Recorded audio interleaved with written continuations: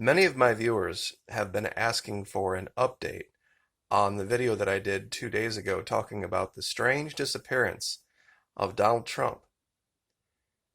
New Year's Eve, there was a huge party planned at Mar-A-Lago. Tickets had been sold and his appearance had been promised for months. And then, last minute, for some strange unknown reason, Donald Trump vanished. He didn't show up, and nobody got to meet him. There were a great many who were disappointed. There was also this strange story of a boat disappearing very close to there as well. The Coast Guard couldn't find it in an extremely small area that it could have been. They searched an area the size, twice the size, of Massachusetts and found nothing. Also, very strangely, a couple years ago, actually not even that long ago, right before the pandemic hit, there was a plane that took off out of St. Louis and went down in virtually the exact same area, right off the Bahamas. It's all very, very odd, and a lot of it doesn't add up. I'm not sure that we're ever going to get a complete story about what transpired that evening. But what we have learned is that the government is very, very good at hiding evidence that they don't want you to find. The recent election is a great example of that. When they say there's no provable evidence of fraud one way or the other, it's a very specific statement, isn't it? See, circumstantial evidence doesn't count in court. It may count in a civil suit, but not in a criminal one. And that's what we're looking at, having to deal with. Now, that situation, the one in Georgia, and the inauguration, the soon-to-be inauguration, of Joe Biden, there is no lifeguard in life. No single entity will always be there for you. You either sink or swim. Ranger up. This time of year, a lot of people decide, you know what, I'm going to be a better me in the next year. I'm going to start working out again. The vast majority of my viewers are male. A great percentage of those are former military. And I can speak for myself here as well. You always want to try to get back to as close as the physique you had back in the military. And you remember all of the good times and how good you felt about yourself, but you don't remember, at least easily, how miserable you were. They show pictures like this, and people think, gosh, what a great time in life that was. And we do. We remember the good times. But we don't remember usually what it took to get there. How often you were hungry, how often you were sore and tired and miserable. And all of the things that were unfair that you had to tolerate and you had to overcome. Admiral McRaven said this in his speech. Know that life is not fair, that you will fail often, but if you take some risks, step up when the times are toughest, face down the bullies, lift up the downtrodden, and never ever give up, if you do these things, the next generation and the generations that follow will live in a world far better than the one we have today. So that having been said, this would be my prediction. This would be my advice. Stop whining. It doesn't help, and no one cares. We don't elect a pharaoh. We don't elect people for lifetimes. It's 4 measly years. And it could be a lot worse than Joe Biden.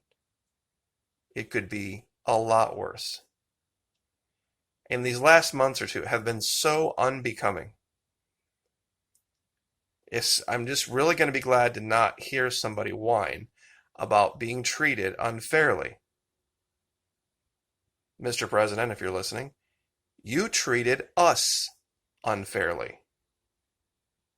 Right off the bat. You were elected to protect the Second Amendment, and the first opportunity that you had to stand up for it, you caved. You folded. You collapsed like a wet noodle. And when we look into your past, sir, with respect to some of your statements, it makes us scratch our heads.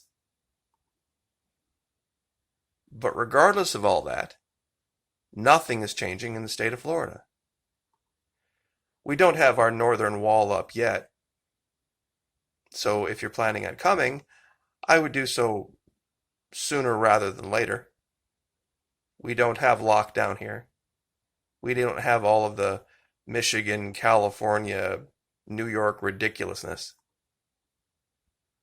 And for you ladies that complain about all of my bikini pictures, here you go. Here's another life isn't fair moment at the beach. So anyway, I thought that might give you a bit of a chuckle.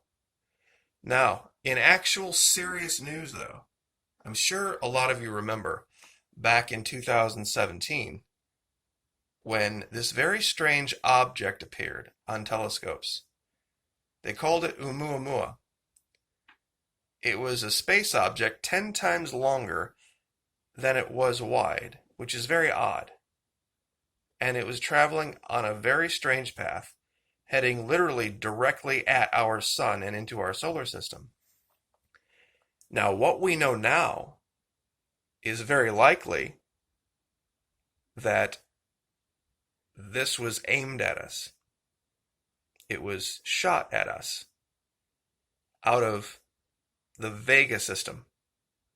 Now, I know that's a big statement, but here are some strange coincidences. 1967, Star Trek, Gene Roddenberry, they create this episode where there's this very long cylindrical object that's trying to, quote unquote, eat the Enterprise.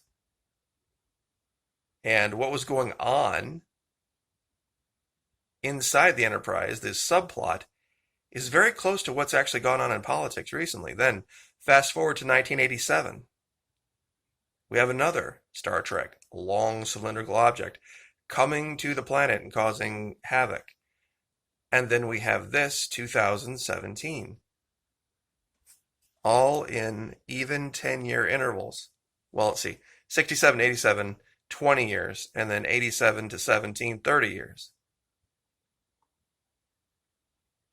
Now, there's a very specific reason they believe it was shot at us. This is kind of the Death Star image, because that's really what they think was going on. You see, here's the trajectory it took. It came in perpendicular to the elliptical here. It came in around our sun, and it barely missed the Earth. I'm going to show this a bunch of times so that you can look at this. Watch the Earth. See how it's coming around on its orbit? That thing hits the sun, it accelerates, and it just missed us. Now, there's a reason it just missed us. This is the part they didn't tell you. See, geologists connect regular changes of Earth's orbital cycle to changes in climate. Now, this thing, Vega is 25 light years away. And this thing was moving at 59,000 miles an hour, which is way faster than anything in our solar system. That's how we knew it was foreign. And as it left, instead of slowing down, it increased in speed. And it's actually only going to be here once, and that's it. Somebody, something, some entity was trying to hit the Earth.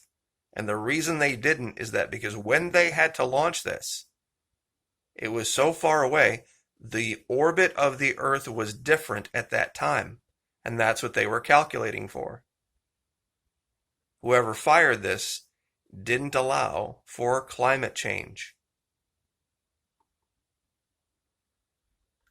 See if I can... Okay, here we go. In an analysis of the past 1.2 million years, a geologist examining ocean sediment cores has discovered a pattern that connects the regular changes of Earth's orbital cycle to changes in Earth's climate. One affects the other. Now, the strange thing about Vega is that we have this thing in our orbit called precession, where the axis points at different places, and recently it's, of course, points at Polaris. But at the bottom of its cycle, it actually points toward Vega. Vega is our north, literally right over the top of magnetic north star, 14,000 every 14,000 years. So this isn't in any old star. Vega is one of the most unique stars in the sky. Something very, very strange about it. They've even theorized, because so much is similar, that it may have planets, that it may have life in here. They just don't know yet. But they are very, very interested in finding out.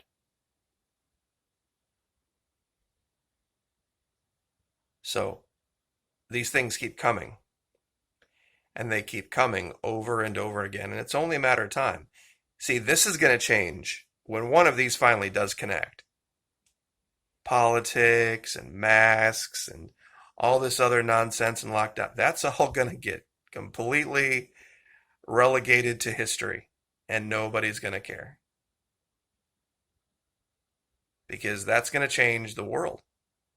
If it's big enough, it could knock us off our axis. And oh, by the way, don't think there's this myth out there about other diseases going away with COVID. Not true. Not true at all. There's a mutation I'm sure a lot of you haven't heard about. The South African one. That they're saying is far worse than the Kent mutation in England. This is for January 2021. So, anyway, new diseases deadlier than COVID could hit humans. Doctor who discovered Ebola warns.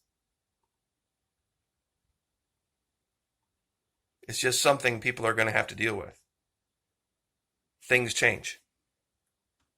In fact, Dwight Yoakam sings a song that talks about that. It's one of my favorites, called Things Change. I might record it. Who knows? Anyway, I just wanted to cover all of this and just let people know that, look, life, it's not going to be the end of the world. It's not going to be the end of the world. You see, just like back in the military, when you were doing all those push-ups and getting screamed at and treated unfairly, think about this like the Obama years, the 8 years of Obama that led to Trump. Maybe Trump wasn't the best choice. Maybe there's a better one. Maybe there's a better one. Because another great analogy is that when you're in the military and you think that you've gotten in the best shape you could possibly get after boot camp or after AIT, you got another thing coming. You go to a whole new level after you do it over a long period of time. And you look back and go, wow, I really thought I was in good shape then. Ha ha ha. I'm in way better shape now. Because you get mentally tougher, you get mentally stronger. Trump might have just been boot camp. He might have been the equivalent of boot camp. And now it's time to see if any of it stuck. And while we'll always remember the good times, we have to keep remembering there are no lifeguards in life. No one person is going to be there for you. And if he disappears from public life and comes back here to Florida and decides that's it, I'm done, then we'll move on and we'll ranger up. So anyway, I will leave it there. Like, share, subscribe.